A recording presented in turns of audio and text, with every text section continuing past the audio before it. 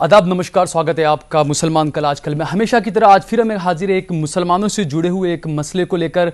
तीन खास मेहमान हमारे साथ में मौजूद हैं। अमीक जमई साहब हमारे साथ में मौजूद हैं जो कि पीसीपीटी से हैं। दूसरे कांग्रेस के नेता हमारे साथ मौजूद है, फिरदौस आलम अंसारी साहब हमारे साथ मौजूद हैं। और तीसरे खास मेहमान हमारे साथ में मोहम्मद इरफान साहब है जो कि बीजेपी के नेता हैं।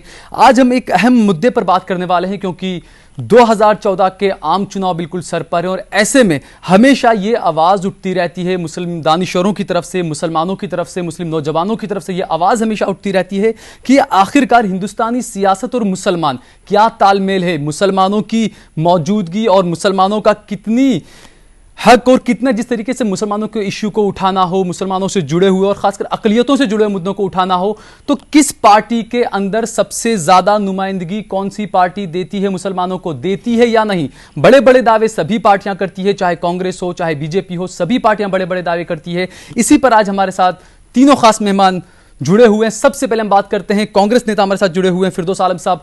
फिरदौस आलम साहब, कांग्रेस पार्टी की अगर बात करें तो हमेशा से ही एक टैग लाइन भले ही कांग्रेस लेके चलती हो कि मुसलमानों की पार्टी है, लेकिन अगर देखा जाए तो आजादी के बाद से अब तक हमेशा ये सवाल उठता है, ये इल्जाम भी कांग्रेस पार्टी पर लगता है कि कांग्रेस पार्टी ने आखिर क्या किया है मुसलमानों के लिए। देखिए, सबसे पहले तो आपको ये मालूम होना चाहिए जी कि जब से देश आज़ाद हुआ है जी और आज़ादी के अंदर मुसलमानों ने जो रोल अपने प्ले किए हैं जी, जो उनका रोल है, क्योंकि उस वक्त दूसरे तरह की पार्टियां नहीं थी और मुसलमानों के सामने सबसे बड़ा विकल्प जो था वो कांग्रेस था और कांग्रेस में मौलाना अबुल कलाम आज़ाद जैसे लोग थे।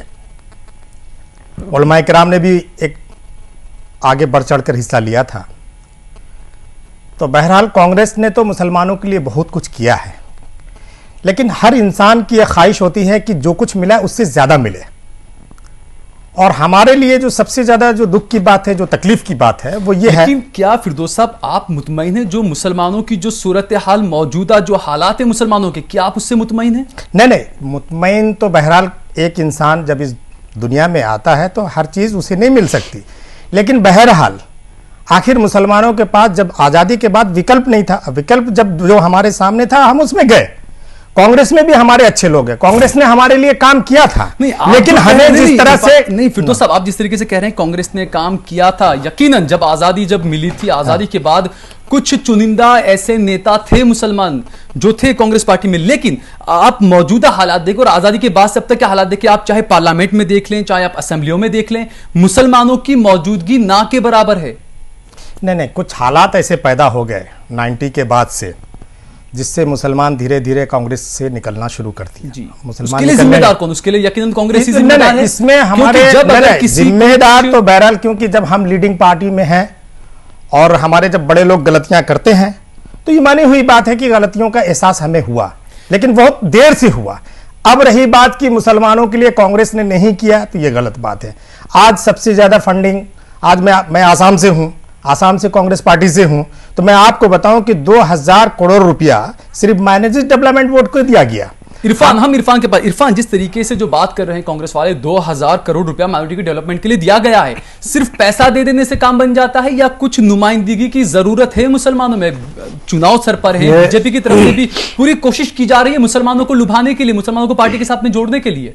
फिरदौस भाई छोटे भाई है मेरे, मैं इनकी बहुत इज्जत करता हूँ, लेकिन मैं साथ ही ये बताना चाहता हूँ कि बिल्कुल सरासर झूठ का पुलंदा है। 2-2 हजार करोड़ रुपए की इस तरह की रेवड़ियां कागजों पर ये बांट रहे हैं। यहाँ किया है आप भी, अगर देखिए जिन रियासतों में आपकी सरकार है, मैं वही तो बताना चाहता हूँ। चुने मुसलमानों को नुमाइंदगी दी जाती है। सबसे पहले तो मैं आपको ये बताना चाहता हूँ जी कि अब तक का जितना भी मुसलमानों के डेवलपमेंट्स के जितने भी काम थे जी, वो क्योंकि रिजीम 66 साल में कांग्रेस की है, तो इसको पीछा करने के लिए, इसको बैकवर्ड बनाने में सबसे बड़ा अगर किसी पार्टी का रोल है तो वो कांग्रेस पार्टी है। और ये वो कांग्रेस पार्टी नहीं है जो अभी इन्होंने एक आज़ादी के आंदोलन की बात उठाई कि कांग्रेस पार्टी जो है उसने आंदोलन करा, देश को आज़ादी दिलवाई। तो मैं आपको ये बताना चाहता हूँ, उस टाइम पर लोग देश के लिए जुड़ रहे थे, देश के लिए लड़ रहे थे, वो किसी पार्टी पॉलिटिक्स में नहीं पड़ रहे थे। उनका सिर्फ उस टाइम पर मोटो और मकसद ये था कि देश आज़ाद हो, अंग्रेजों की गुलामी से निकले और यहाँ का हर इंसान तरक्की करे।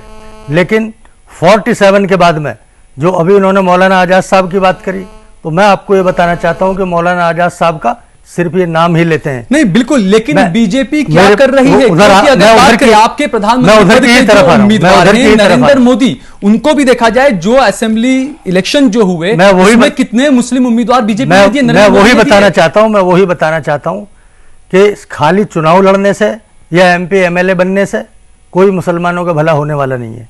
अभी उत्तर प्रदेश में जितनी हमारी दिल्ली में कॉन्स्टिट्यूएंसी इतने मुसलमान एमएलए हो जीते में, क्या किसी मुसलमान ने? लेकिन आप यूपी आपकी पार्टी आप अपनी बात करें किसी मुस्लिम एमएलए ने क्या मुजफ्फरनगर में जाकर दौरा करा? प्रधानमंत्री पद के उम्मीदवार नरेंद्र मोदी बार-बार कहते हैं कि मुसलमान जो है वो देश का जुड़ रहा है, मुसलमान जुड़ रहा है बीजेपी के साथ। हाँ, बिल्कुल जुड़ रहा है। आखिरकार मुसलमान के लिए क्या कर रही है आज तक? क्या मैं बता रहा हूँ, मैं वही बताना चाहता हूँ। जब हमारी एनडीए की रिजीम थी तब हमने सबसे ज्यादा जो है उर्दू के लिए काम किया, जिसके हमारे जो कैबिनेट के वजीर थे डॉक्टर मुरली मनोहर जोशी जी थे।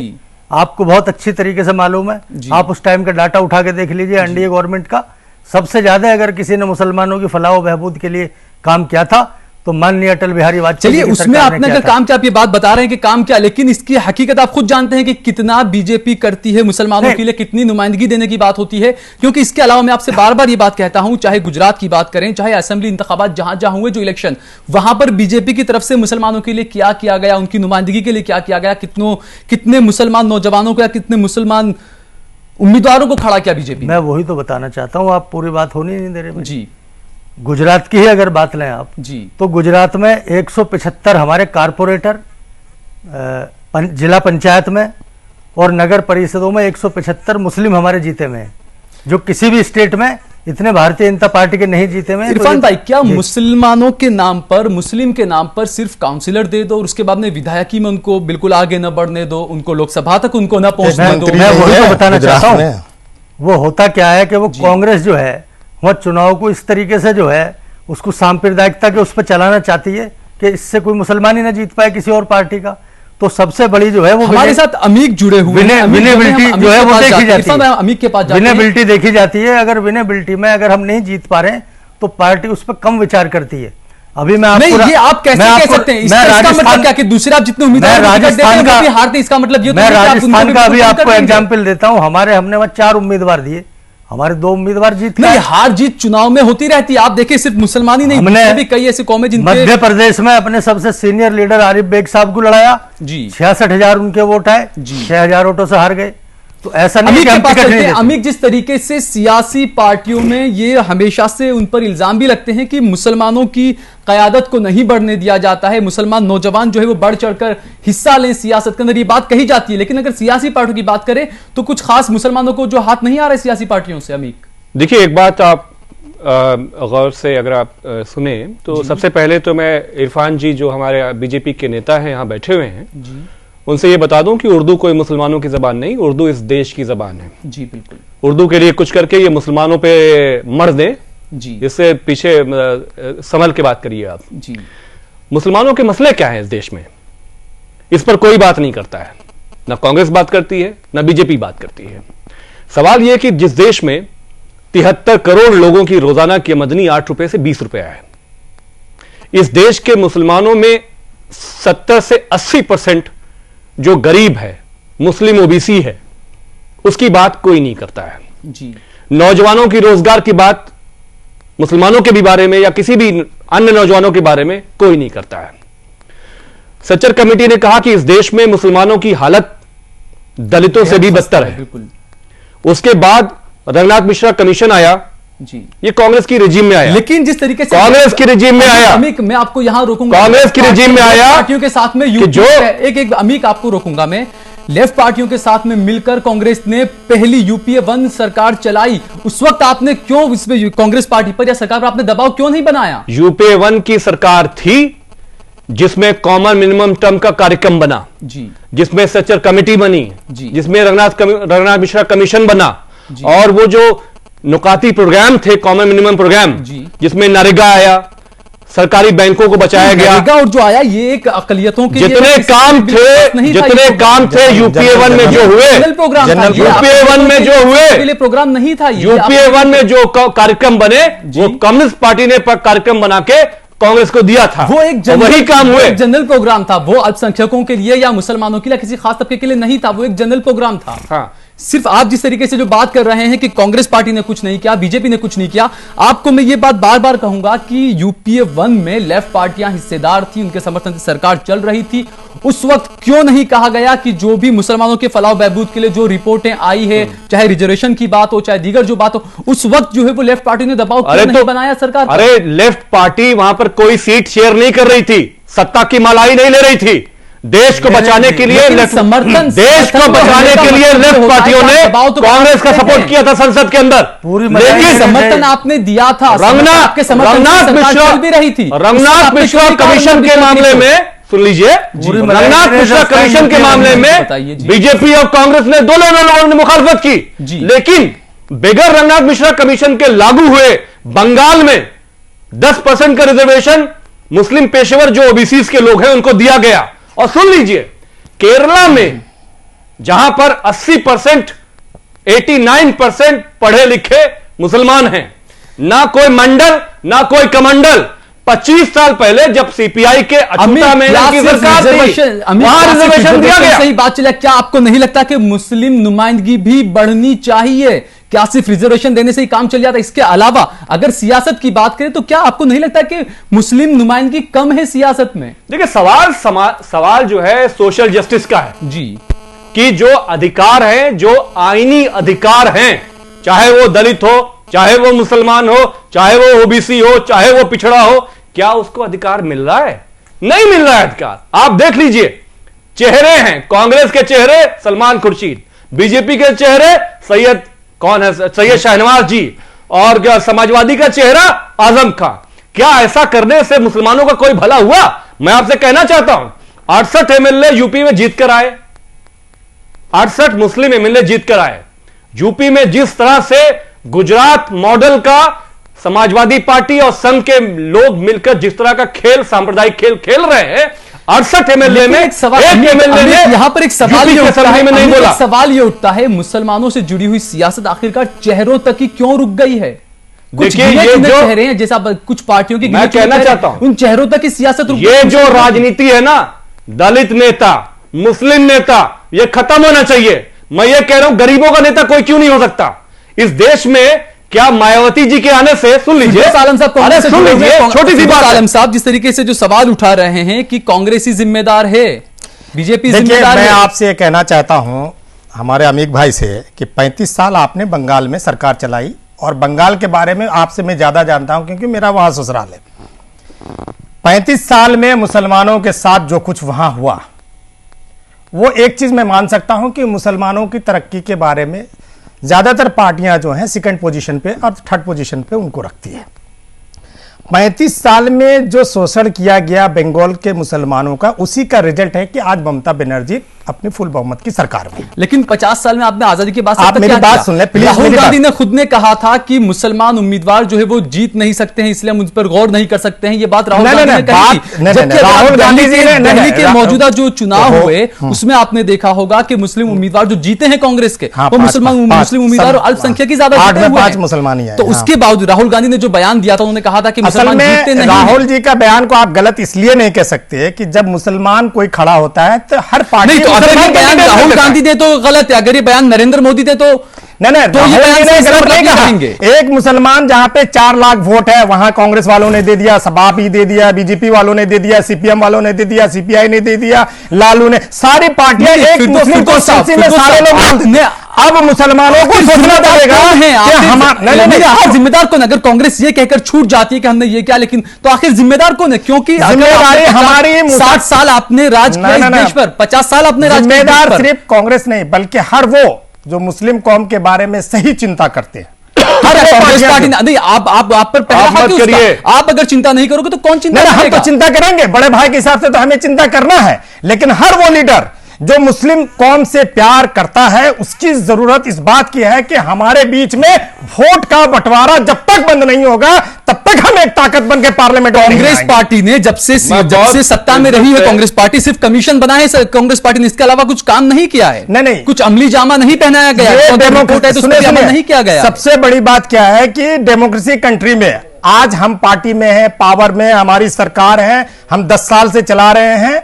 हमारी कुछ गलतियों को आपको भी एहसास कराना पड़ेगा, और आपने हमें एहसास कराया। आज यूपी और बिहार में हम सरकार चला रहे हैं, 50 साल से आप सरकार चला रहे हैं, चाहे केंद्र की सरकार हो, चाहे अलग अलग राज्यों में भी कांग्रेस पार्टी की सरकार रही है। वहां पे अगर अब देखा जाए तो मुसलमानों के हाल तकरीबन हर जगह पर एक जैसे ही यकसा हाल है हर जगह पर। नहीं, सच्चर कमेटी हो, कोई भी रिपोर्ट हो, सबसे बड़ी बात है कि यह डेमोक्रेसी कंट्री है।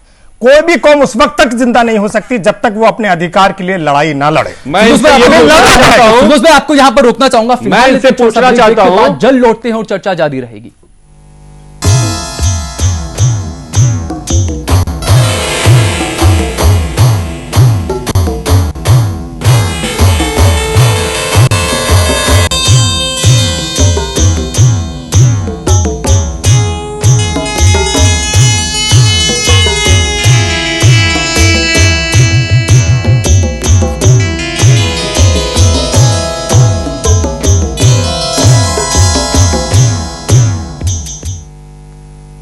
ब्रेक के बाद एक बार फिर से स्वागत है आपका मुसलमान कल आजकल में। हम बात कर रहे हैं हिंदुस्तानी सियासत और मुसलमान की। 3 खास मेहमान हमारे साथ जुड़े हुए हैं। इरफान भाई, जिस तरीके से आपने कहा कि कांग्रेस पार्टी जिम्मेदार है मुसलमानों के जो हाल जो हो रहे हैं, आपने कहा कि 60 साल तक सत्ता में कांग्रेस पार्टी रही, कांग्रेस पार्टी ने कुछ नहीं किया। लेकिन अगर देखें तो बीजेपी की तरफ से देखा जाए, बीजेपी की कई राज्यों में सरकार है, बीजेपी ने क्या किया? बीजेपी कोशिश कर रही है कि 2014 के लिए मुसलमान उनके साथ में जुड़े। नहीं, सबसे पहले तो मैं आपको ये बताना चाहूंगा, अभी अमीक भाई ने जो है वो बंगाल का वो दिया था एग्जाम्पल जी। तो ये मेरा नहीं, इनके यूपीए 1 का आंकड़ा बता रहा हूँ, जिसमें ये खुद उस टाइम साथ में मलाई खा रहे थे यूपीए 1 की। तो उसका आंकड़ा ये है कि सबसे ज्यादा अगर पर कैपिटा इनकम अगर किसी मुस्लिम राज्य की है तो वो पश्चिमी बंगाल की है, और सबसे ज्यादा अगर पर कैपिटा इनकम किसी मुस्लिम की है, माइनॉरिटी की है, तो वो गुजरात की है। ये मैं नहीं कह रहा हूँ, देखिए भारत सरकार का आंकड़ा पहले से ही समृद्ध पहले से ये कह के भाई साहब आप बच नहीं सकते। आप पूरी बात में तो आप ये कह के आप भी नहीं कर सकते। 35 साल में समृद्धि पहले से 35 साल में क्या पश्चिमी बंगाल में अगर मैंने मान लिया जी, वहां तो बहुत बड़े मालदार आदमी है जी गुजरात में, और सब जगह गरीब है।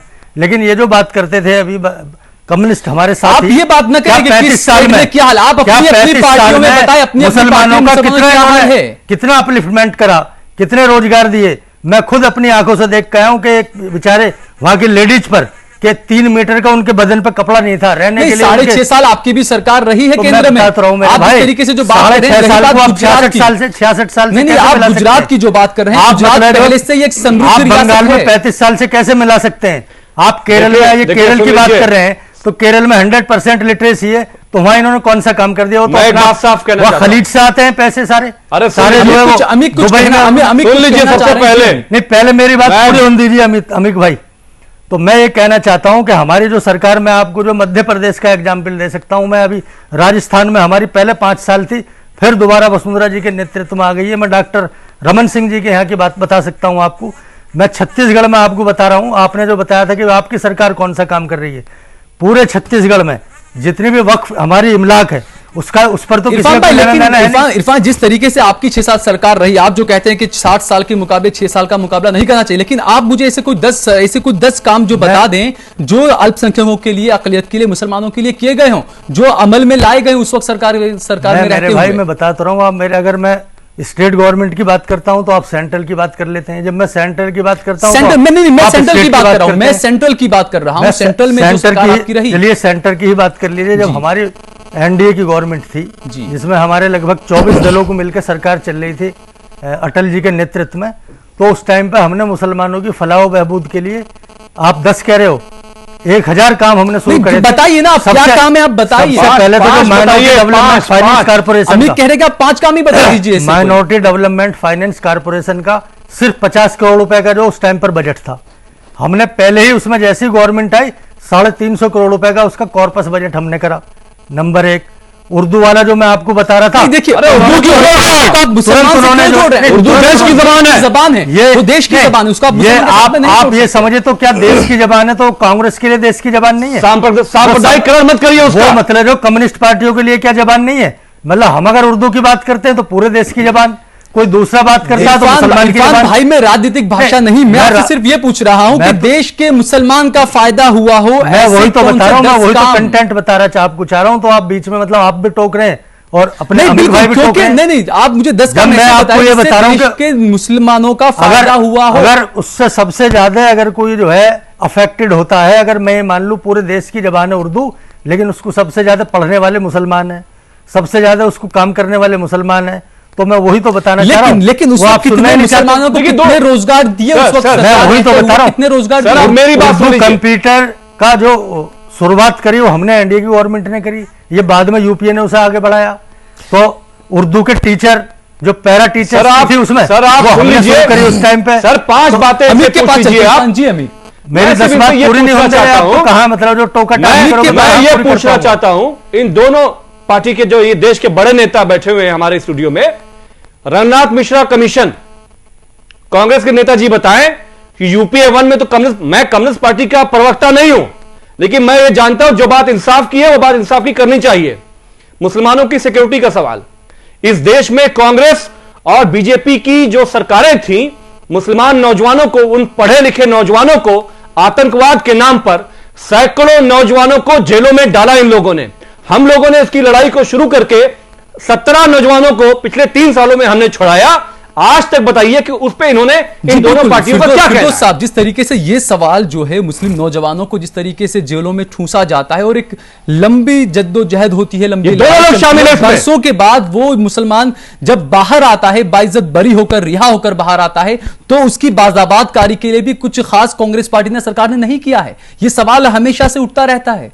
तो जहां पर मुस्लिम नौजवानों की जो लीडरशिप की बात की जाती है, तो लीडर बनने की जगह जहां पर उलझे रहते हैं मुसलमान अपने बच्चों को बचाने के लिए इनसिक्योर जो है वो फील हमेशा करते रहते हैं।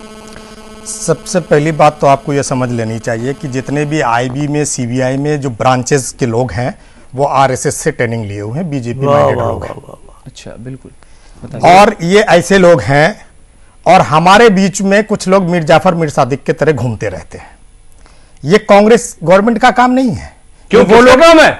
आप सुन लीजिए मेरी बात। लेकिन सरकार में है, आप केंद्र में है, आपकी सरकार है। अगर आपको ऐसा कुछ लगता है तो आप ही को उसके खिलाफ कुछ करना चाहिए। क्यों एक्शन नहीं लिया गया? हमारे मिनिस्टर सुशील कुमार शिंदे जी ने तो कह दिया है, हर स्टेट के चीफ मिनिस्टर को लेटर लिखा गया है कि जो नहीं, सिर्फ कहने से नहीं होता, इस पर अमल कितना हुआ? अगर गृह मंत्री कहते हैं, उन्होंने बयान दिया, उस पर आगे क्या हुआ, उस पर अमल किया गया? इस पे बाकायदा इस पे इंक्वायरी चल रही है, और उसके बाद आप देखेंगे अभी रिसेंट जो जमीयत उलमा ने मिलकर बहुत बच्चों को, तो ये क्या इतना देर से क्यों याद आई कांग्रेस को मुसलमानों की? पूरे 5 साल बल्कि पूरे 15 साल आप यूपीए में रहे, आपने यूपीए 1 चलाई, आपने यूपीए 2 चलाई, आते ही आपको ये सारी बातें याद आने लगी। देखिए, वो बात आपकी ठीक है, मैं मानता हूं कि कहीं ना कहीं हम लोग कमजोर पड़ते हैं। एक बात का जवाब दीजिए, ये आरके सिंह जी, एक मिनट की बात, आरके सिंह जिसको कांग्रेस पाल रही थी, उसको प्रमोट करके होम सेक्रेटरी बनाया, और जिस दिन वो रिटायर्ड हुआ सीधे बीजेपी में जाकर उसने ज्वाइन कर लिया। तो वो जो काम कर रहा था उस पर नजर रखना किसका काम था? आपका काम नहीं था। बिल्कुल फिरदौस साहब, इसमें क्योंकि यकीनन बात यही आती है कि केंद्र में सरकार आपकी थी। अगर आप जो बातें कहते हैं, इसलिए आरके सिंह जी ने जो कुछ भी किया था उसके ऊपर इंक्वायरी चल रही है। आपके पास आऊंगा मैं। इरफान भाई, आरके सिंह जी ने जो कुछ भी किया था या उनके जमाने में जो कुछ ऑर्डर्स हुए हैं उसके ऊपर इंक्वायरी चल रही है, और उसका रिजल्ट आपको बहुत जल्द मिल जाएगा। आरके सिंह ने कांग्रेस की सरकार के साथ जो उन्होंने गद्दारी की, उसकी सजा उनको मिलेगी। फिरदौस साहब, सवाल आरके सिंह का नहीं है, सवाल यह है कि मुसलमानों को आखिरकार नेतृत्व क्यों नहीं मिलता है? चाहे कांग्रेस, चाहे बीजेपी, किसी भी सियासी पार्टी की आप बात कर लें। देखिए, मुसलमानों को निकल के आना पड़ेगा, एजिटेशन पैदा करना पड़ेगा, और जब तक एजिटेशन पैदा नहीं करेंगे तब तक मुसलमान, तो उसके लिए कम से कम एक रोड मैप तो बनाया जा सकता है। देखिए, ये रोड मैप कौन बनाएगा? वो लोग। तो ये आप मानते हैं कि आपकी जिम्मेदारी नहीं है? कांग्रेस पार्टी की जिम्मेदारी है। हम तो चाहते हैं कि मुसलमानों की तरक्की हो, मुसलमान शांति और अमन के साथ रहे, हर चीज में उन्हें फैसिलिटीज मिले, घर मिले, रास्ता मिले, मेडिकल में फैसिलिटीज मिले, नौकरी में फैसिलिटीज मिले। लेकिन सबसे बड़ी बात, हमारी जो मांग, आप कह रहे हैं कि आप हमारा जब तक ये वोट बढ़ता रहेगा तब तक हम कमजोर होते रहेंगे, तब तक सारी पार्टियां हमें यूज करती रहेगी। इरफान, क्या कहेंगे आप, जिस तरीके से जो वोट बढ़ता है? उससे पहले तो मैं आपको उसकी जवाब देना चाहता हूं, जो अभी इन्होंने बोला था कि वे सारे अधिकारी और कर्मचारी सब आरएसएस के हैं जी। तो 100% इनकी बात गलत है, इन्हें वापस लेना पड़ेगा।